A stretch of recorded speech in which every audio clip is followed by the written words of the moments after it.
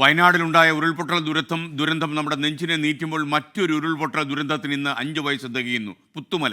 പുത്തുമലയിൽ township എന്ന സർക്കാരിൻ്റെ വാഗ്ദാനം ഇനിയും നടപ്പായിട്ടില്ല.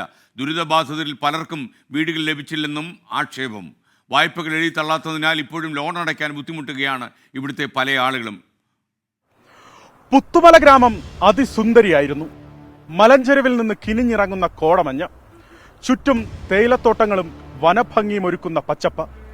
പുത്തുമല ഗ്രാമത്തിൽ മനുഷ്യജീവനുകളുണ്ടായിരുന്നു, വീടുകളുണ്ടായിരുന്നു, ലയങ്ങളുണ്ടായിരുന്നു, അമ്പലമുണ്ടായിരുന്നു, പള്ളിയുണ്ടായിരുന്നു, പോസ്റ്റ് ഓഫീസ് ഉണ്ടായിരുന്നു. അങ്ങനെ എല്ലാം ഉണ്ടായിരുന്നു. 2019 ഓഗസ്റ്റ് 8 പുത്തുമല ഗ്രാമത്തിലെന്ന് മഴ തിമിർത്തു പെയ്യുകയാണ്. എന്റെ പിന്നിൽ പുത്തുമലയിലെ പച്ചക്കാട് മലയിൽ നിന്നും ഒരു കുന്ന് അവിടെ നിന്ന് ഇടിഞ്ഞിറങ്ങി ഈ ഗ്രാമത്തെ ഒന്നാകെ വിഴുങ്ങി കടന്നുപോയി. ആ ദുരന്തം ബാക്കി വെച്ച പുത്തുമലയുടെ അസ്ഥിവാരമാണ് ദാ കാണുന്നത്.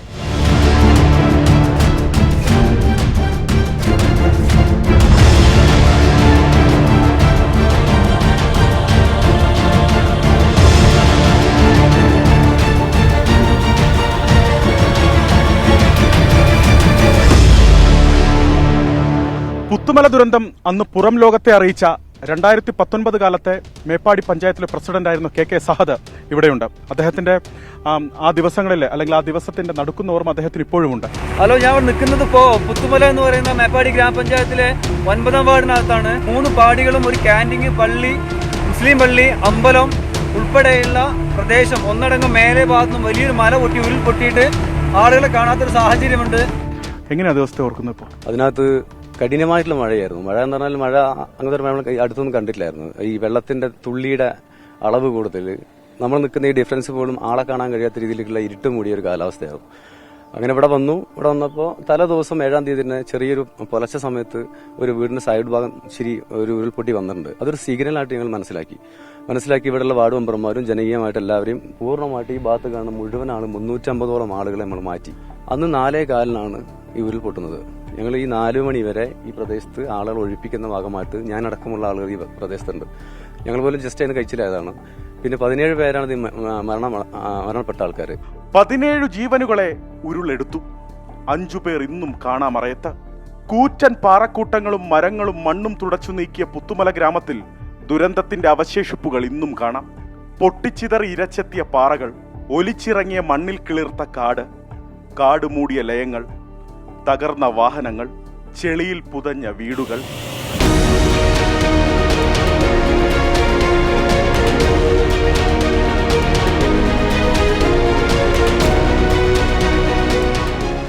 ഉരുളെടുത്ത പുത്തുമലയുടെ ഹൃദയത്തിലാണ്. ഇവിടെ നിന്ന് പിന്നിലേക്ക് നോക്കിയാൽ പുത്തുമല പച്ചക്കാട് കുന്നു കാണാം. പച്ചക്കാട് കുന്നിലെ 110 എന്ന് പറയപ്പെടുന്ന ഭൂമിയാണ് അവിടെ നിന്ന് പൊട്ടിയൊലിച്ച ഇതുവഴി ഇരച്ചെത്തി പുത്തുമല ഗ്രാമത്തെ ഒന്നാകെ വിഴുങ്ങി കടന്നുപോയത്. ലയങ്ങൾ, മനുഷ്യജീവനുകൾ, അമ്പലം, പള്ളി, പോസ്റ്റ് ഓഫീസ് ഒന്നും ബാക്കി വച്ചില്ല. അന്ന് പുത്തുമല ദുരന്തത്തിൽ നിന്ന് കഷ്ടിച്ചു രക്ഷപ്പെട്ട 72 വയസ്സുള്ള കുഞ്ഞമ്മദിക്ക നമുക്കൊപ്പമുണ്ട്. അദ്ദേഹത്തിന്റെ വീടിരുന്ന മണ്ണാണത്. അദ്ദേഹത്തിന്റെ ബന്ധുക്കൾ ഉണ്ടായിരുന്ന മണ്ണാണത്. അദ്ദേഹത്തിന്റെ കൃഷിഭൂമി ഉണ്ടായിരുന്ന മണ്ണാണത്. അദ്ദേഹവും കുടുംബവും മാത്രം തൊട്ടു തലേ ദിവസം ക്യാമ്പിലേക്ക് മാറിയതിനാൽ കഷ്ടിച്ച് രക്ഷപ്പെട്ടു. അവിടെ നേരെ താഴെ താമസിച്ച അനിയൻ അംശം നഷ്ടപ്പെട്ട് നേരെ മേലെ താമസിച്ച പെങ്ങളെ മോൻ, അവന് ഇതിന്റെ നേരം അതിലെ റോഡുണ്ട്, അവിടെ ഇരുന്ന് താമസിച്ചു, അവൻ നഷ്ടപ്പെട്ടു. വീടുകളൊക്കെ പോയി. ആ വീട് പോയിട്ടില്ല. മറ്റുള്ള ഇവിടുന്ന് ഒരു 100 ചില്ലറ വീട് ഇവിടുന്ന് താഴോട്ടുള്ളത് വീട് ഞങ്ങൾക്ക് 8 വീട് ഞങ്ങൾക്ക് നഷ്ടപ്പെട്ടു.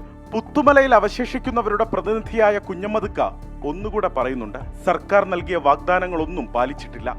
അന്നുണ്ടായിരുന്ന ലോണിന്റെ അടവ് തീർക്കാൻ 72-ാം വയസ്സിലും കൂലിപ്പണിക്ക് പോകുന്നു. ഈ വയസ്സിലിടക്ക് ഈ ലോൺ അടക്കാനുള്ള ഒരു സർക്കാർ നമുക്ക് ഇന്ന് ഈ സമയം വരെ ഈ 10 പേർക്കും 10 ലക്ഷം ഉറുപ്പ്യുണ്ട്. അതിൽ ഞങ്ങൾ മുതലടച്ച് പലിശക്ക് ഒരു വിട്ട് ലോൺ അടച്ചുകൊണ്ടിരിക്കുകയാണ്. മേപ്പാടി നെടുമ്പാല പൂത്തക്കൊല്ലിയിൽ 53 കുടുംബങ്ങളെ പുനരധിവസിപ്പിച്ചിട്ടുണ്ട്. മഴ പെയ്താൽ വീടുകൾ ചോർന്നൊലിക്കും. ശരിക്കും പറഞ്ഞിട്ടുണ്ടെങ്കിൽ സർക്കാർ പറഞ്ഞ ഒരു പ്രഖ്യാപനങ്ങളും നമുക്ക് പൂർണ്ണമായിട്ടും സാധ്യമാക്കി തന്നിട്ടില്ല. ആ ഒരു അവസ്ഥ ദയവ് ചെയ്തിട്ട് ഇവർക്ക് ഉണ്ടാക്കി കൊടുക്കരുതെന്നാണ് ഈ അവസരത്തിൽ പറയുന്നത്. പുത്തുമലയിൽ നിന്ന് ചൂരൽമലയിലേക്കും മുണ്ടക്കയിലേക്കും ഒരു പാട്ടുപാടി നടന്നെത്താവുന്ന ദൂരമേയുള്ളൂ.